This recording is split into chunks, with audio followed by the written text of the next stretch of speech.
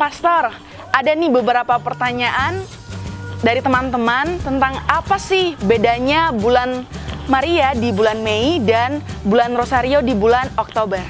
Apa perbedaan antara bulan Rosario di bulan Oktober dan bulan Maria di bulan Mei?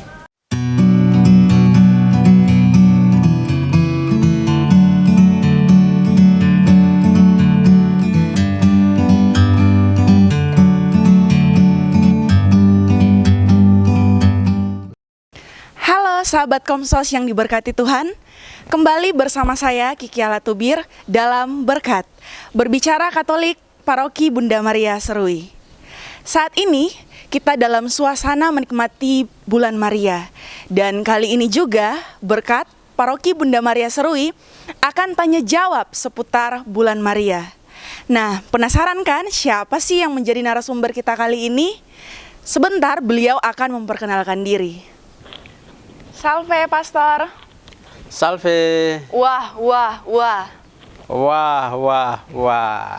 Ada nih yang bilang tak kenal maka tak sayang. So kenal kok terasa sayang. Terus?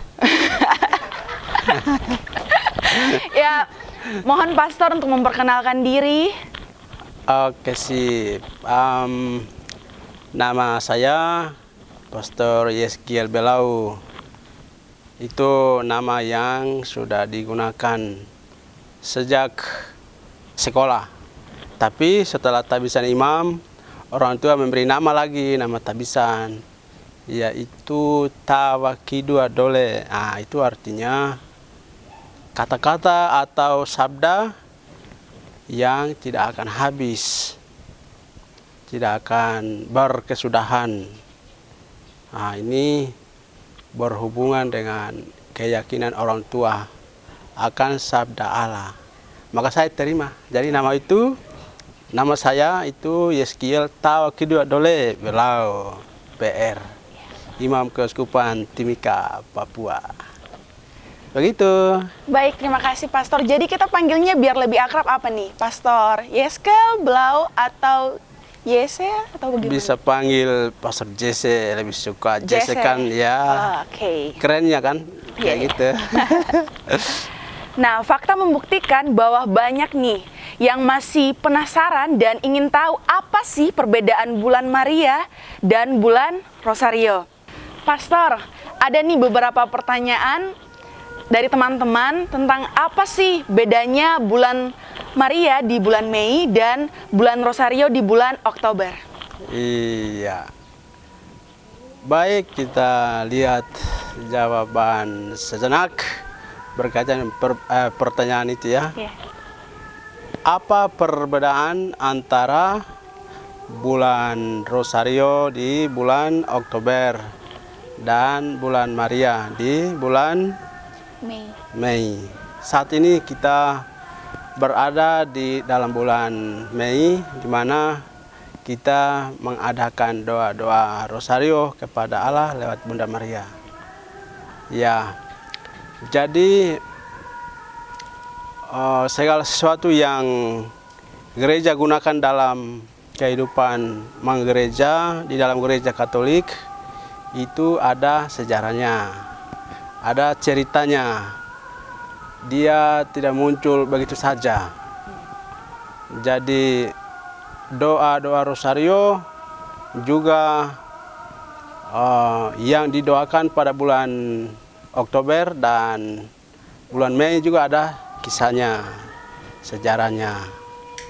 Jadi pada bulan Oktober kita umat Kristiani berdoa kepada Allah lewat Bunda Maria. Nah, itu. Dan itu ada ceritanya. Ceritanya adalah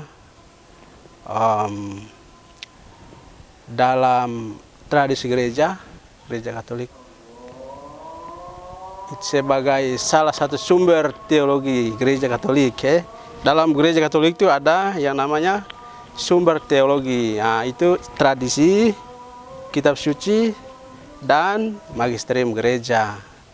Nah, tradisi gereja yang berhubungan dengan doa-doa rosario pada bulan Oktober dan Mei itu ada ceritanya. Khusus mengenai doa rosario pada bulan Oktober itu bertolak dari ancaman yang ada dalam gereja yang mengancam iman kekristenan. Saat itu ketika Napoleon jadi raja dan dia cukup mempengaruhi orang-orang di masa itu pada abad ketiga. Nah, itu membuat gereja itu terancam dan pada tahun 1751 itu gereja Katolik dengan tentara dari Turki berperang. Sementara kalau dilihat posisi tentara dari pihak gereja Katolik itu sedikit sekali, tetapi pihak lawan banyak, dan itu menjadi kekhawatiran besar antara para pemimpin dan umat di pihak gereja Katolik. Karena itu di seluruh Eropa saat itu mulai adakan doa rosario, dan secara khusus di Vatikan Paus sendiri yang pimpin, Paus Pius yang ke-7. Dia pimpin doa rosario dari pagi sampai malam dengan wujud khusus supaya Bunda Maria mendukung para tentara Katolik mengalahkan musuh. Dan hasilnya luar biasa, bahwa tentara Katolik yang sedikit dapat mengalahkan tentara Turki yang jumlahnya banyak sekali. Dan karena itu gereja memberi hormat kepada Bunda Maria, dan Paus Pius ke-7 mengeluarkan ensiklik yang mengatakan bahwa Maria dikandung tanpa noda, Immaculata Conception. Nah, lewat ensiklik ini gereja memutuskan bahwa perlu adakan doa-doa rosario kepada Allah melalui Bunda Maria, karena dia mempunyai kekuatan yang besar untuk memberikan perlindungan, memberikan keselamatan kepada gereja. Jadi saat doa memohon perlindungan Bunda Maria terhadap para tentara itu terjadi 7 Oktober. Dan karena itulah gereja menetapkan bulan Oktober sebagai bulan Rosario. Dan memang selanjutnya setiap bulan Oktober gereja menyiapkan waktu untuk umatnya berdoa kepada Allah lewat Bunda Maria. Jadi sejarahnya seperti itu, sampai sekarang kita umat Kristiani mengadakan doa-doa rosario pada bulan Oktober. Berbeda dengan itu, mengapa kita juga harus berdoa rosario pada bulan Mei, ya toh? Nah, bulan Mei ini berhubungan dengan keselamatan yang diperoleh oleh Bapak-Bapak gereja dari Allah lewat Bunda Maria dengan berdoa doa rosario. Secara khusus Paus yang memimpin gereja Katolik saat itu, dia mempunyai pengalaman buruk. Maka waktu itu supaya keluar dari pengalaman buruk, dia berjanji kepada Bunda Maria. Dia berjanji kalau seandainya Bunda Maria akan menolong dia membebaskan dia dari persoalan dia hadapi, terutama penjara yang ditimpa pada dirinya, maka sebagai paus dia akan menjadikan doa rosario itu sebagai doa untuk seluruh gereja. Itu janjinya. Jadi dia berdoa selama dia berada di dalam penjara, doa rosario. Dan 5 tahun kemudian dia dibebaskan dari penjara. Setelah bebas, dia mengumumkan kepada umat, kepada gereja, bahwa bulan Mei kita juga memberikan hormat kepada Bunda Maria dengan berdoa doa rosario. Jadi sejarahnya beda. Sejarah di mana kita harus berdoa kepada Allah lewat Bunda Maria dengan doa rosario pada bulan Oktober beda dengan berdoa rosario di bulan Oktober. Bedanya seperti itu dari sejarah. Jadi kalau kita lihat secara singkat, di bulan Oktober itu gereja tetapkan doa rosario sebagai doa untuk semua karena keselamatan yang diperoleh dari Allah lewat Bunda Maria dengan berdoa doa rosario pada tanggal 7 Oktober. Ya, di mana tentara Katolik yang melawan tentara Turki itu dimenangkan oleh pihak gereja Katolik, meskipun tentaranya sedikit saja. Tapi karena seluruh umat di seluruh Eropa saat itu dan Paus sendiri memimpin doa rosario, maka kemenangan diperoleh. Sementara pada bulan Mei itu karena Paus Pius ke-7 yang dipenjarakan, dia mengalami kebebasan karena dia berdoa doa rosario. Maka sesuai dengan janjinya setelah bebas, dia mengumumkan bahwa bulan Mei kita menghormati Bunda Maria karena dia telah membebaskan dirinya, terutama menyelamatkan gereja karena dia adalah pemimpin gereja. Seperti itu perbedaannya antara bulan Oktober dan bulan Mei, yang adalah waktu untuk kita berdoa kepada Allah lewat Bunda Maria dengan doa-doa rosario. Mohon maaf, karena alasan cuaca kita berpindah ke ruangan. Wah, sangat jelas dan terperinci sekali ya penjelasan pastor tentang apa bedanya bulan Maria dan bulan Rosario. Tapi pastor, tadi pastor sempat menyinggung bahwa umat Katolik berdoa melalui perantara Bunda Maria. Nah, pastinya ada yang ingin tahu mengapa umat Katolik berdoa melalui perantara Bunda Maria. Iya ya. Mengapa umat Katolik berdoa kepada Allah? Iya. Melalui Bunda Maria, begitu ya? Iya. Ya, itu perantara satu-satunya antara kita manusia dengan Allah, itu Yesus Kristus. Toh?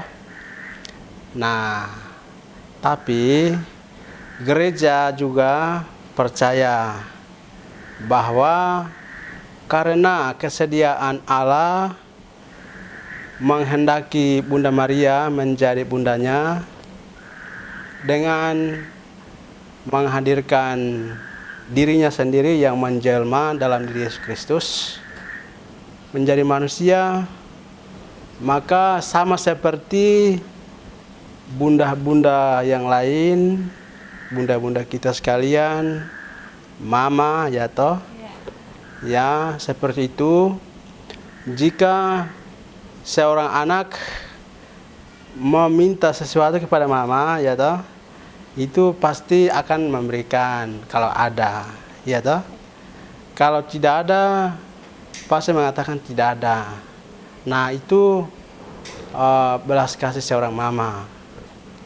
Dan berdasarkan kebiasaan kita manusia, tradisi manusia ini, gereja juga meyakini bahwa karena Bunda Maria itu adalah bunda yang telah mengandung Allah yang menjelma menjadi manusia, maka ketika dia meminta kepada putranya Yesus Kristus yang kita imani sebagai sungguh-sungguh Allah dan sungguh-sungguh manusia itu pasti akan menjawabnya dengan cepat. Karena mamanya yang minta, ya kan? Kalau orang lain yang minta, ya mungkin sebentar atau besok atau lusa, minggu depan, bulan depan, tahun depan, begitu kan? Tetapi karena anaknya yang minta, ya udah sekarang ini juga saya beri. Karena anak membutuhkan, jadi diberikan apa yang dibutuhkan itu. Ini gambaran kebiasaan manusia kita yang kita angkat sebagai jalan di mana kita bisa hubungkannya dengan yang ilahi. Dan Bunda Maria kita yakini sebagai juga perantara doa-doa kita, di mana kita sampaikan doa kepada Allah lewat Bunda Maria, dan Bunda Maria teruskan doa itu kepada Allah, kepada putranya Yesus Kristus. Dan itu terbukti banyak sekali orang yang mendapatkan jawaban secepatnya ketika mereka berdoa kepada Allah lewat Bunda Maria ini. Doa-doa novena Salam Maria 3 kali, doa rosario, macam-macam. Ketika berdoa kepada Allah lewat perantara Bunda Maria, cepat doanya dikabulkan. Itu jadi mengapa kita umat Kristiani berdoa kepada Allah lewat Bunda Maria, ya karena Bunda Maria yang adalah mama, ketika kita sampaikan keluhan kita kepada dia dan dia mendengar lalu teruskan kepada Allah yang adalah mamanya, Bunda Maria sebagai mama dari Yesus yang telah mengandungnya, cepat akan memberikan yang dibutuhkan. Jadi Bunda Maria teruskan doa-doa kita kepada Allah, kepada putra Yesus Kristus, maka akan jawab cepat. Dan itu terbukti dalam pengalaman hidup kita. Ketika berdoa doa rosario dengan wujud tertentu, atau doa novena Salam Maria 3 kali dengan wujud tertentu, banyak orang telah berhasil mendapatkan jawaban. Seperti itu. Ada lagi pertanyaan? Ada. Mana? Ayo. Baik Pastor, tadi Pastor bilang umat Katolik berdoa melalui Bunda Maria. Iya. Nah, biasanya umat Katolik berdoa melalui Bunda Maria menggunakan rosario. Apa sih makna rosario itu? Oh iya ya. Makna rosario yang kita gunakan saat berdoa. Betul. Doa rosario. Rosario itu kata dasarnya dari bahasa Latin, yaitu rosarium. Itu rosarium. Artinya bunga mawar. Ya, rosarium artinya bunga mawar dalam bahasa Latin.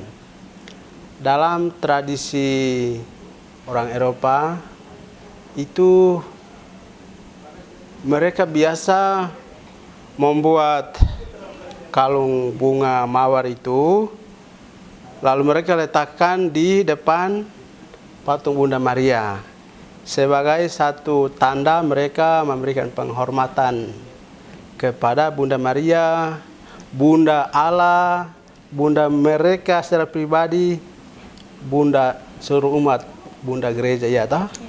Nah, saat berdoa juga letakkan kalung bunga mawar itu di depan patung Bunda Maria. Nah, itu satu tradisi. Biasa dilakukan seperti itu. Lalu lama-lama ketika umat berdoa, doa rosario itu menggunakan potongan kayu-kayu yang dijahit seperti manik-manik. Biasa disebut kaplet. Nah, mereka buat itu, buat lingkaran supaya mereka tahu, oh saat saya berdoa doa Salam Maria ini yang sudah keberapa ya toh. Karena zaman itu banyak juga yang tidak tahu menghitung, tidak tahu membaca, tidak tahu menulis. Maka untuk memudahkan orang-orang berdoa-doa rosario dengan per kaplet, ya saat ini sudah keberapa doanya itu dengan menggunakan biji-biji atau potongan-potong kayu yang dijahit seperti bentuk manik-manik. Nah, itu berguna untuk memudahkan mereka yang tidak tahu menghitung, membaca dan menulis tadi, untuk tahu, oh doa saat ini sudah sampai ke 5 doa Salam Marianya, ke 6, ke 10 dan seterusnya, supaya jangan bingung ya toh. Nah, itu satu hal. Jadi dalam perjalanan rosario yang saat ini berada di tangan kita, yang kita gunakan saat doa rosario itu sudah mengalami perkembangan. Mula-mula 3 saja, kemudian ditambah lagi dengan yang lain. Hanya doa Salam Maria saja, tetapi ditambahkan dengan Bapa kami, kemuliaan, aku percaya, mulai berkembang dan mulai disempurnakan sampai saat ini. Sudah kita anggap sudah sempurna untuk kita gunakan dalam proses doa kepada Allah lewat Bunda Maria dengan doa-doa rosario.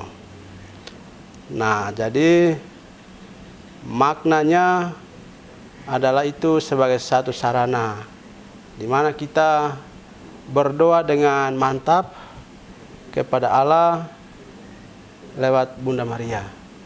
Seperti itu. Iya. Baik, Pastor. Nah, sekarang pertanyaan terakhir nih dari kaum milenial. Terus. Jadi sekarang itu mayoritas kaum milenial menggunakan rosario tuh bukan hanya sebagai sarana berdoa kepada Bunda Maria, tetapi untuk aksesoris. Jadi untuk pergi hangout, nongkrong, itu menggunakan rosario. Eksis menggunakan rosario kemana saja. Bagaimana tanggapan Pastor tentang hal ini? Bagaimana tanggapan terhadap orang-orang yang menggunakan rosario kemana saja ya toh? Bukan hanya kaum Kristiani atau orang Katolik ya, yang khas menggunakan rosario itu orang Katolik kan. Nah, tapi orang yang bukan agama Katolik juga menggunakannya toh. Nah, itu memang kita pihak Gereja Katolik menggunakan rosario pertama untuk berdoa, doa rosario itu. Yang kedua, itu kita menggunakan di leher, kan? Menggunakan di leher supaya kita dapat perlindungan dari Allah lewat Bunda Maria. Karena rosario yang kita gunakan itu setelah diberi berkat, ya toh. Nah, tujuan dari berkat itu supaya berkat yang diperoleh itu melindungi kita dalam segala situasi hidup kita, suka maupun duka, sakit maupun sehat, ya toh. Nah, jadi ketika orang, terutama kita orang Katolik, menggunakan rosario, pasti rasa aman. rasa terlindung. Jadi apapun persoalan pasti akan rasa aman. Jadi memberikan rasa aman kepada setiap orang yang menggunakan. Persoalan bahwa mereka yang bukan agama Katolik pun menggunakan rosario itu bisa jadi karena mereka banyak bergaul dengan orang Katolik. Bisa jadi ketika dalam pergaulan mereka melihat teman-teman mereka menggunakan rosario, jadi tanpa cari tahu apa itu rosario, apa maknanya, sudah mereka beli dan menggunakan. Karena teman saya juga biasa menggunakan itu. Nah, itu satu kemungkinan. Yang kedua, karena mereka tahu juga, bisa jadi mereka punya pengalaman sendiri, di mana mereka mengalami perjumpaan dengan Bunda Maria atau dengan Tuhan lewat mimpi maupun pengalaman hidup mereka ketika mereka jatuh atau susah. Nah, Tuhan beritahu pesan tertentu, maka mereka mencarinya untuk menggunakan pesan yang tadi maksudnya berhubungan dengan rosario itu. Itu kemungkinan kedua. Kemungkinan yang ketiga itu bisa jadi mereka menggunakan ya supaya dilihat, oke, keren ya kan. Jadi mereka menggunakan rosario dan tujuannya hanya supaya dilihat keren. Tapi kalau itu nanti maknanya tidak akan dapat. Biasa saja, lewat saja. Nah, itu sebaiknya gunakan sarana-sarana rohani sesuai dengan fungsinya, sesuai dengan tempat dan konteks di mana sarana rohani itu, dalam hal ini rosario, perlu digunakan. Jadi siapa saja belum menggunakan, tetapi perlu tahu apa yang digunakannya. Dan bila mereka mau supaya memperoleh kekuatan dari sana, bisa cari tahu dan menggunakannya. Seperti itu. Demikianlah diskusi kami seputar bulan Maria. Namun sebelum itu, apa sih harapan pastor tentang diskusi ini? Ya, harapan saya berkaitan dengan diskusi yang kita diskusikan ini, bahwa berharap agar siapapun yang mendengarkan diskusi ini, menyaksikan diskusi ini, dapat mengerti antara perbedaan dengan bulan Maria pada bulan Mei dan bulan Rosario pada bulan Oktober. Itu yang pertama. Yang kedua, mengerti sejarahnya. Mengapa gereja berdoa kepada Allah melalui Bunda Maria dengan menggunakan rosario. Lalu juga mengerti akan rosario yang digunakan. Dan berharap mendapatkan doa, perlindungan, dan keselamatan yang dibutuhkan dengan berdoa kepada Allah lewat Bunda Maria. Itu saja, terima kasih. Terima kasih. Baik, terima kasih Pastor atas waktu dan kesempatannya dalam berkat kali ini. Bila ada yang ingin ditanyakan seputar pembicaraan kali ini, langsung aja di kolom komentar di bawah ini. Dan jangan lupa ya, subscribe, like, and share. Sampai jumpa di berkat selanjutnya. Bye. Salam. Wah, wah, wah, wah, wah. Tentang lupa lagi. Sobat. Ya. So kenal kok nggak sayang-sayang. Ya. Terus. Kenapa jadi gombal paspor ini sih? Berdoa melalui Duh, kenapa sama mulut melebar ini? Oke. Aman, aman. Marah. Bunda lagi. Duh, kenapa saya blank ini? Sabar.